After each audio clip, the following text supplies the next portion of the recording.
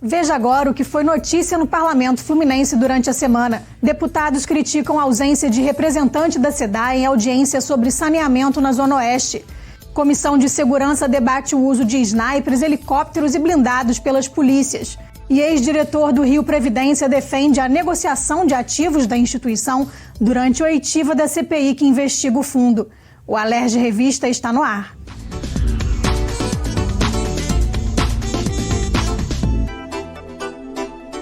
A CPI da Alerj, que trata da distribuição de gás no estado do Rio, vai convidar para a próxima reunião o novo presidente da Agenersa e a Procuradoria do Estado. Para que nós possamos esclarecer os procedimentos judiciais que existem contra a Naturgy, ou procedimentos administrativos de cobrança de autuações, principalmente. Nós queremos conhecer as autuações, ou seja, multas, que a gente chama aí no popular, em cima da companhia, quais os motivos e se essas autuações foram pagas, se essas multas foram pagas, tá certo? Então, isso que nós precisamos entender. Que tipo de procedimentos administrativos existem contra a Naturgy e, principalmente, os procedimentos judiciais. E foi colocado também em discussão o convite do novo presidente da Agenersa, que teve aqui o ex-presidente, venceu o mandato dele, e tem um novo presidente, que é o Dr. Luiz, que foi colocado em pauta e será submetido na próxima semana para apreciação dos membros se aprova ou não. A CPI, a pedido do relator, deputado Rodrigo Bacelar, quer informações sobre as parcelas que deveriam ter sido pagas pela Naturgy ao governo do estado, quando houve o processo de privatização. O secretário Lucas Tristão envie por ofício informações a respeito do pagamento de duas parcelas feita pela Naturgy no governo anterior, dos comprovantes de pagamento. Se pagou, e outra informação que ele quer saber para onde foram esses recursos dentro do cofre do governo na gestão anterior. Então, na verdade, é um ofício que foi aprovado para ser enviado a ele, questionando se foi pago, cópia do comprovante e para onde, em que caixa do governo esses recursos entraram na gestão anterior. Na segunda-feira, a Comissão de Ciência e Tecnologia da Alerj instalou o Fórum de Diretores da FAETEC. O objetivo é construir uma dinâmica própria para a gestão das unidades, dando mais autonomia para os diretores atuarem de acordo com os contextos e demandas específicas de cada escola. Durante a audiência, os diretores da FAETEC lembraram que criar uma linguagem que fortaleça o coletivo da instituição é essencial para continuar transformando comunidades e dando oportunidade para jovens do estado. O que aconteceu hoje foi, na verdade, um encontro institucional entre a Comissão Permanente de Ciência e Tecnologia, que já dialoga com essas escolas, já dialoga com os profissionais da rede FAETEC, com esse movimento, né? E agora a comissão terá uma agenda regular, específica, para acolher o fórum, para sediar o fórum e para que os diretores e diretoras, com autonomia, tragam as questões que interferem no cotidiano da gestão das unidades pelas quais respondem. O fórum vai discutir desde a infraestrutura das unidades, como segurança, alimentação e laboratórios, até questões pedagógicas, orçamentárias e projetos de lei vinculados à fundação. Agora, os diretores da rede FAETEC vão participar de forma orgânica e institucionalizada no Parlamento Carioca e Fluminense para discutir o orçamento, as leis dos estados vinculados à FAETEC, a questão propriamente dita do PPA, que é o plano plurianual que envolve 4 anos de discussão,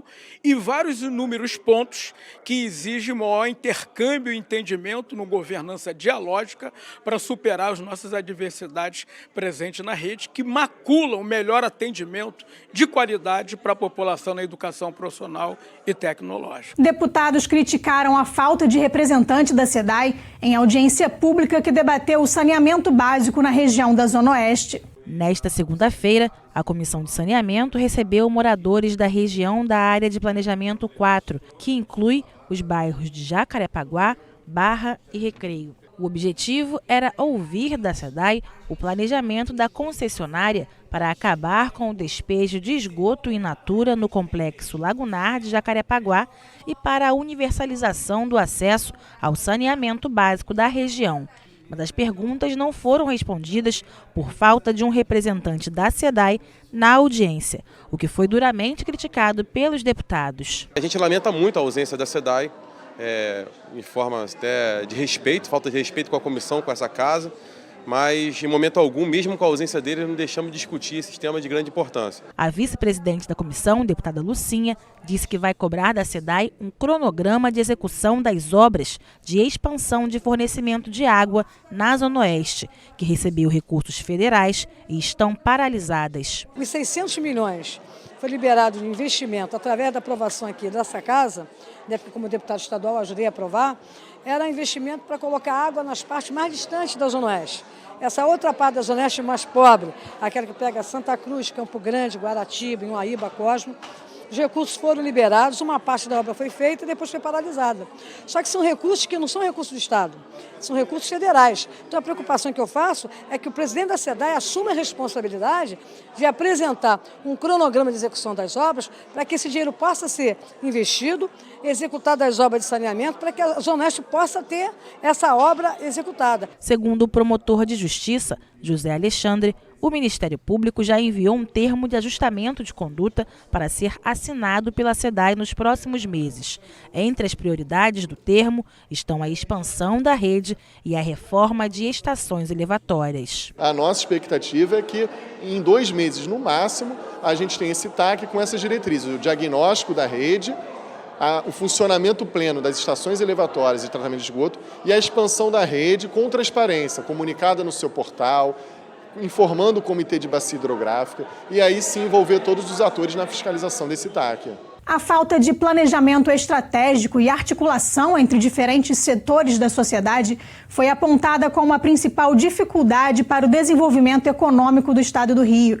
A CPI da crise fiscal quer utilizar estudos apresentados durante as audiências da comissão para embasar o plano plurianual. O coordenador da Rede ProRio, projeto sediado na UERJ, que realiza estudos de planejamento e política pública regional, mapeou estratégias que podem ser adotadas pelo governo para o desenvolvimento do Estado.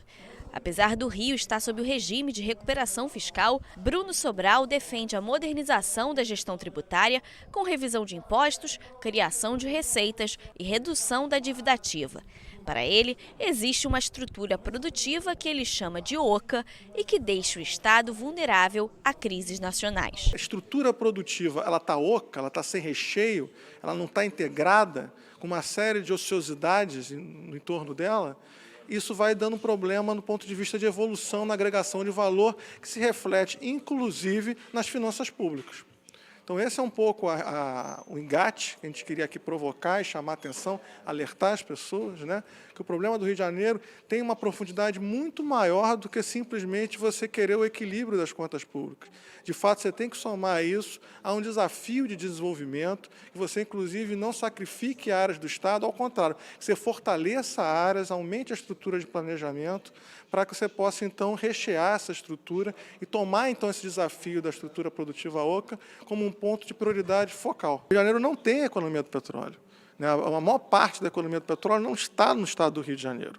A gente confundiu a economia do petróleo com royalty.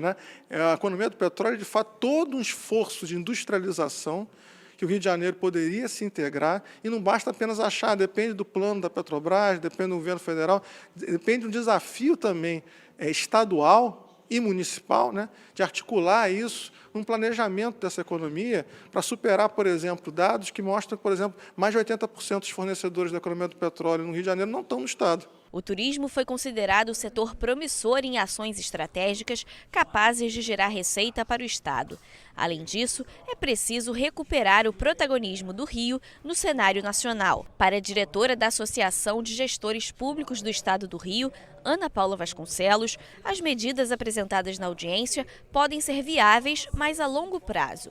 Ainda de acordo com ela, a Previdência, por exemplo, é uma das responsáveis pelo buraco no orçamento do Estado.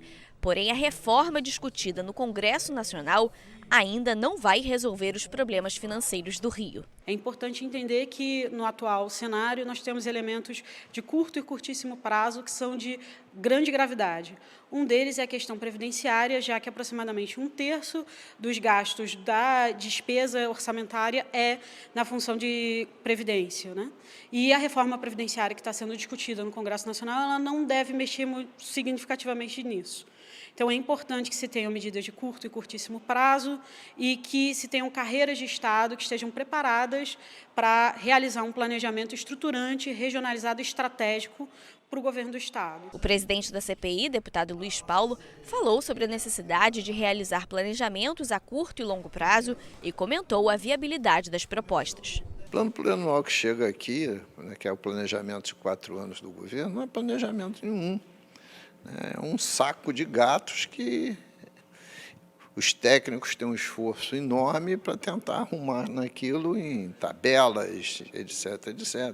E, além do mais, nós temos que formar pessoas nas universidades, nos mestrados, nos doutorados, para pensar o Rio de Janeiro, o seu desenvolvimento econômico e social.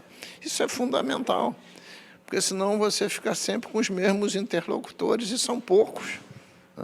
Aqui nós não temos o maior conjunto de universidades, então era necessário que a gente tivesse também aqui o maior conjunto de pessoas pensando o nosso estado do Rio de Janeiro. E mesmo na área do petróleo e gás, as coisas são decididas sem ouvir o estado do Rio de Janeiro, que é o principal produtor. Quer dizer, a gente só sabe depois, né? E saber depois nunca deu certo. Ônibus sujeitos à vistoria anual podem ser obrigados a ter os equipamentos de acessibilidade verificados. A proposta do deputado Márcio Pacheco recebeu parecer pela constitucionalidade durante reunião da Comissão de Constituição e Justiça da Alerj. A obrigatoriedade na fiscalização desse equipamento é tão importante quanto vistoriar o equipamento, o ônibus de um modo geral, para o cidadão. Porque para a pessoa com deficiência, o equipamento não funcionar exclui a possibilidade, inclusive, dele usar o equipamento e o meio de transporte. Então, obrigá-los a fazer a vistoria requer dar direitos, mas especialmente que todo equipamento seja seguro para atender a todas as pessoas, com ou sem deficiência. Outra proposta também aprovada na CCJ e que leva em conta a acessibilidade é a de autoria do deputado Max Lemos, que quer reconhecer a pessoa com deficiência como consumidor para assegurar o direito de acesso ao transporte público de forma adequada. O projeto também prevê uma multa progressiva aos concessionários que descumprirem a norma. Olha, é mais um projeto dos tantos de inclusão social. O deficiente físico, a cada dia que passa, vai conquistando um direito absoluto dele. Então, esse é mais um deles. Ele é um consumidor, direito ao transporte. Eu espero que vá para o plenário urgentemente e possa ser sancionado. Todos os dias, esse parlamento tem feito legislações de inclusão. Essa é mais uma delas. A cada dia que passa, o mundo começa a modificar o seu conceito e eu quero que esse projeto, o mais rápido possível, possa ser aprovado. No próximo bloco, Comissão de Segurança debate o uso de snipers, helicópteros e blindados pelas polícias. O Alerj Revista volta já.